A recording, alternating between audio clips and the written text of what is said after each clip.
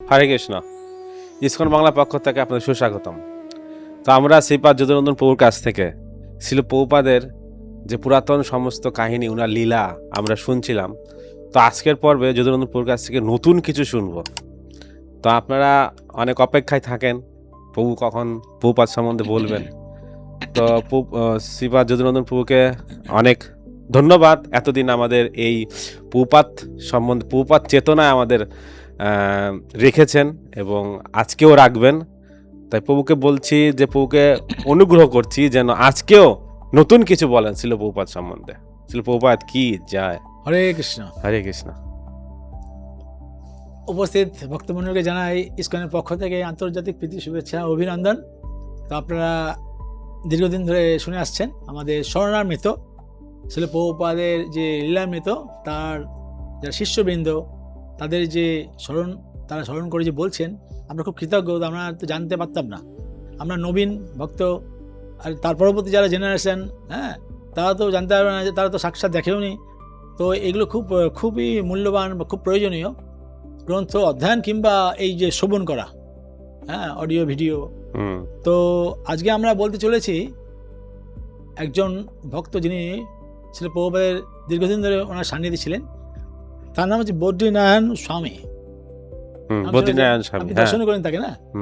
বদ্রীনারায়ণ প্রভু যখন ছিলেন তখন থেকে মায়াপুরে আসতেন। উনি সাদা কাপড়ে ছিলেন। তারপরে আমরা দেখলাম উনি গেরুয়া বস্ত্র পরলেন, সন্ন্যাস নিলেন, তারপরে গুরু হলেন। তো এইভাবে উনি সঠিক সময় সঠিকভাবেই উনি ভক্তি জীবনযাপন করলেন। তো ছিল প্রভুপাদের একনিষ্ঠ ভক্ত এই বদ্রীনারায়ণ স্বামী।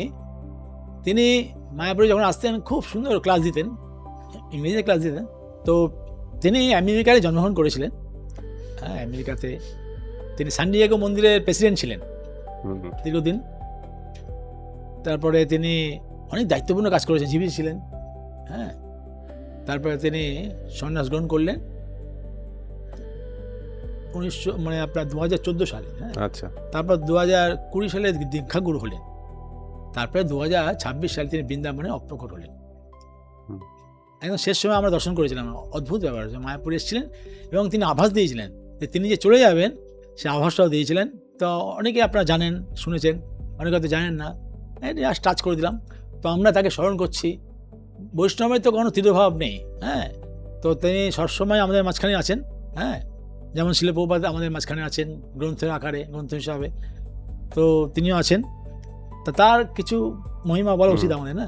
তার যে অভিজ্ঞতা, মানে প্রত্যেকে প্রভুপাদকে হাইলাইট করছেন। তাদের জীবনী, মানে তাদের জীবনী বলছি না, তারা তাদের মুখ দিয়ে শিল প্রভুপাদের যে কি সান্নিধ্য লাভ করেছেন সেই সম্বন্ধে তারা বর্ণনা করছেন। তা প্রথম যেটা বলতে চলেছি, একবার আমেরিকাতে ডেট্রয়েটে একটা রাজকীয় প্রাসাদ ইসকনে নেওয়ার কথা হয়েছে। খুব ভালো লেগেছে রাজকীয় প্রাসাদ। তা স্বয়ং প্রভুপাদ গেছেন, সঙ্গে ভক্তবৃন্দ গেছেন, সঙ্গে উনিও গেছেন। আমাদের বদ্রীনারায়ণ, তখন প্রভু ছিলেন, বদ্রীনারায়ণ প্রভু, আর সঙ্গে অনেক সন্ন্যাসী ছিলেন। তো ডেট্রয়েটের যে রাজকীয় প্রাসাদের পাশ দিয়ে যাচ্ছেন প্রভুপাদ, এগিয়ে গিয়ে দেখলেন একটা কার্পেটের মধ্যে, আপনার অ্যান্টার্কটিকা জানেন না, নর্থ অ্যান্টার্কটিকা, উত্তর মেরু, সুমেরু, কুমেরু, সেই শ্বেত ভাল্লুক, বিশাল আকার, সেই শ্বেত ভাল্লুকের দন্ত বিকশিত একটা গালিচার মধ্যে একটা ছবি ছিল, তো দাঁত বের করে আছে। তা প্রভুপাদ হাতে লাঠি নিয়ে হাঁটছেন। তো তখন তিনি ওই তাকালেন ওর দিকে, একজনকে জিজ্ঞেস করলেন, আচ্ছা এরা এই তো ভুললো, এরা মানুষ খায়?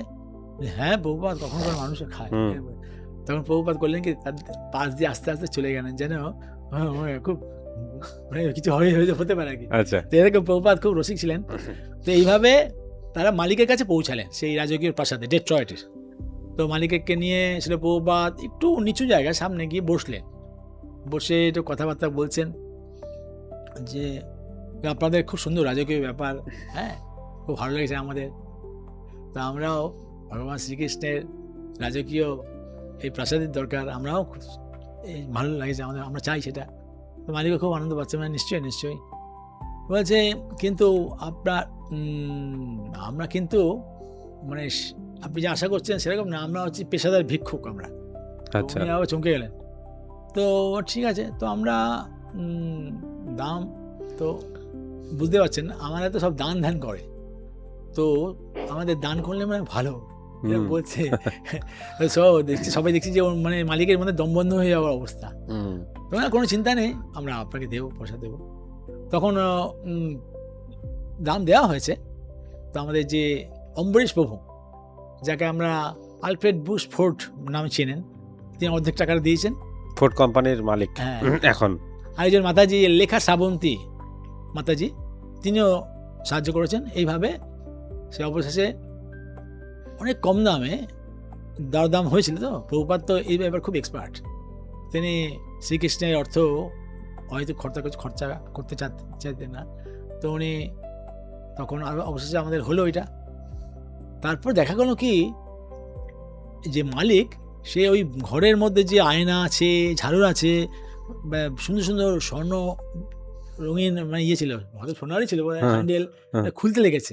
আচ্ছা, তখন প্রভুপাদেরকে বলেছে, প্রভুপাদ ওরা তো সব খুলে নিয়ে যাচ্ছে, দামি দামি জিনিসগুলো। বলে এটা তো করা উচিত না ওদের। সঙ্গে সঙ্গে ভক্তদের পাঠানোর, তখন না না আপনি তো এটা করতে পারেন না, কেন করছেন? তোমাদের গুরুদেব আমাকে ঠকিয়েছে। সে কি ঠকিয়েছে? আপনি আপনাকে যথেষ্ট দাম দেওয়া আছে, আপনি এটা করতে পারেন না, এই বলে তো ওনাকে ক্ষান্ত করা হলো। তখন ভক্তরা গিয়ে প্রভুপাদকে সব বললেন যে প্রভুপাদ এসব নিয়ে যাচ্ছিলেন, তো আমরা আটকে দিয়েছি, তো আপনারই জয় হয়েছে। তো তাহলে বুঝতে পেরেছো আমি কোথাকার ছেলে জানো তো? আমরা জানি, আমি ক্যালকাটা বয়, কলকাতার মানুষ। আমিও কলকাতার মানুষ। এটা আমার খুব ভালো লাগলো শুনে। আপনি কলকাতার মানুষ? আচ্ছা। তো এইটা ভালো লাগে যে কলকাতা প্রভুপাদ বেশ বলে, আমি ক্যালকাটা ম্যান। তো অনেকে ব্যাপারে জানে। তো এইভাবে আমাদের ডেট্রয়েটে সুন্দর রাজকীয় ভাষাটা এইভাবে আমাদের হস্তগত হলো।